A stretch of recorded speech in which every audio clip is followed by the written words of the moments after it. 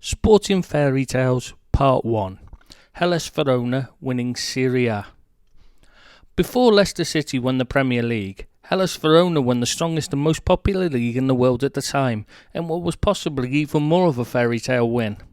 It was the 1984-85 season. Napoli had just signed Maradona for a world record fee. Juventus had Michel Platini. Inter Milan had the great Karl-Heinz Rummenigge, and AS Roma had Brazilian superstar Falcao. Even Udinese had a legendary player in the shape of Zico. Verona had never even contended before that season, only reaching Serie A for the first time for the 1957-58 season after their founding in 1903. While Napoli played in front of an average attendance of 77,000, Verona was better known as the setting for William Shakespeare's Romeo and Juliet than its football teams. In fact, it probably still is. A lot of the credit for their title is given to a match-fixing scandal that broke in 1980 called Tottenham. Italy's Guardia di Finanza had uncovered a betting syndicate that had been paying players and club members to fix match results. A number of players were punished, including Italy international Paolo Rossi, whose ban was reduced so he could lead Italy to the World Cup win in 1982. AC Milan and Lazio were both relegated to Serie B. Avellino, Bologna, Perugia, Palermo and Taranto were all given point deductions. Napoli were implicated but managed to avoid a points deduction, though their winger Oscar Damiano was banned for 3 months. 33 individuals were charged with fraud. The big fallout from the scandal was that for one season only in 1984-85, referees were drawn randomly rather than assigned. That is often seen as the reason why a minor club could finish above the likes of Juventus and the two Milan sides. That rather denigrates how well Hellas Verona performed over the course of the season, though it at least gave them a level playing field with the richer and less scrupulous teams. In the early 1980s, Verona was in Serie B but looking upwards under ambitious chairman Celestino Guidetti. Catching Guidetti's eye was Oscar Bagnoli, who led Cesena into Serie A in 1982 before Guidetti swooped to bring him to Hellas. Bagnoli was not that highly regarded. This was his 6th job and all of them had been with minor clubs with little hope of genuine success. However, Bagnoli was something of an obsessive, so meticulous in his team preparation and analysis of opposition tactics that he was known as Lo Svizzero, the Swiss. Bagnoli had been born in 1935 and had made a career as a hard-tackling midfielder for AC Milan, Verona and Udinese in the 1950s and 1960s. As a manager, he jobbed around the lower leagues with Solbiatese, Como, Rimini and Fano before taking charge of Cesena and finishing 2nd in Serie B to win promotion.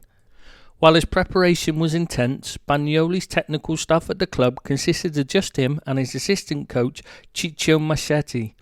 The two had no real scouting network to use, and Bagnoli admits he used the Panini sticker album as a help. He said, "I was browsing the Panini almanac and looking for midfielders for 3-4 goals per season." Despite these handicaps, Verona won immediate promotion to Serie A in the 1982-83 season, as Bagnoli's ability to bring the team together as a unit paid dividends. Their first season after promotion was a huge success. Though they were never in a position to challenge for the title, they did finish in 4th place and reached the final of the Coppa Italia. The following season was a similar story, as the team reached the final again, but finished 6th in the league. With a limit on foreigners at the time, their 2 aging foreigners would have to be replaced in the summer, and so Vladislav Smuda was sold to Cremonese, while Joe Jordan signed for Southampton. Yes, that Joe Jordan. The replacements were a revelation. Danish centre-forward Preben Elkjær Larsen was a coup signed from Locheren. Known as Il Sindaco, the mayor, he had been a star at the Euros for his country, but his eccentric personality and chain-smoking had kept the big clubs away from him. His other nickname, the Madman of Locheren, probably had a part to play in him being available for Verona to sign. It was the other foreigner to sign in the summer that had the biggest impact. Hans-Peter Bregel, the steamroller, was a no-nonsense, hard-as-nails defender who refused to wear shin pads and picked up the nickname Panzer over the course of the season.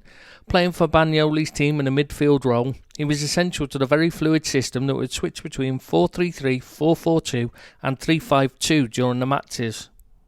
Hellas would drop deep and draw opponents onto them and look to hit the space in behind them quickly on the counter-attack. In yet another comparison to Leicester in their fairy tale year, Verona were happy to cede possession and rely on their solid, well-organised defence to hold out. However, ahead of the season opener against Napoli, nobody gave them a hope of challenging. Napoli were parading their brand new world transfer record fee for the second time in his career, superstar Maradona, and expected to smash Verona aside. The Neapolitans were meant to be the title challengers, but Briegel completely shut the Argentine genius out of the game, even finding a chance to get upfield and score as Hellas ran out 3-1 winners. The next few months were spent with the rest of the country just waiting for the bubble to burst and their run to falter. It was the 23rd of January before they slipped up in a 2-1 defeat to Avellino, which gave Inter the chance to draw level on points the following week. That was believed to be the beginning of the end for the Hellas title challenge, which was not helped by Inter approaching two of Verona's better players, winger Pietro Fanna and left-back Luciano Marangon. The team was made of sterner stuff though, and while Inter drew with Avellino, Verona went 3-0 up against Udinese, only to throw it away and allow Udinese to peg it back to 3-3. Hellas were not done though, and fought back to win 5-3, and retook the sole lead of the Serie A title race, which they were not to relinquish again. Instead, it was Inter's challenge which faded away as Torino overtook them and became the main protagonist for the rest of that season. Verona lost just once more all season, though they did stutter a little in the final run-in as they drew 4 of their final 7 games. In an era of just 2 points for a win, Verona clinched the league with a game to spare and finished 4 points clear of second place Torino, with Inter third. It was Hellas Verona's first and so far only Serie A title. Briegel finished the season by becoming the first ever player to win the German Player of the Year trophy while playing abroad. Elkier polled second in the Ballon d'Or and gained a new nickname, Cinderella. The new name was given to him after he lost a shoe in a challenge but went on a run and scored despite just having one boot in one of those magical moments that title-winning teams always seem to create. It was all changed for the following season though, as referees were once more selected for each game rather than drawn out randomly. The two players Inter had approached jumped ship and Verona finished just 10th as Juve, who had managed to scrape into 6th without favourable officials, once more won the league. By the 1989-90 season, the dream was all over as Verona were relegated back to Serie B. AC Milan considered appointing Bagnoli as their head coach, but the move was blocked by club president Silvio Berlusconi, as Berlusconi believed Bagnoli to be a communist. Bagnoli instead took over at Genoa in 1990 and led them to a 4th place finish in his first season, their best placing for more than 50 years. He was never able to repeat his fairy tale success again, and Verona is still the small club who hop between the top 2 flights and have not managed to even put in a significant challenge for the league since.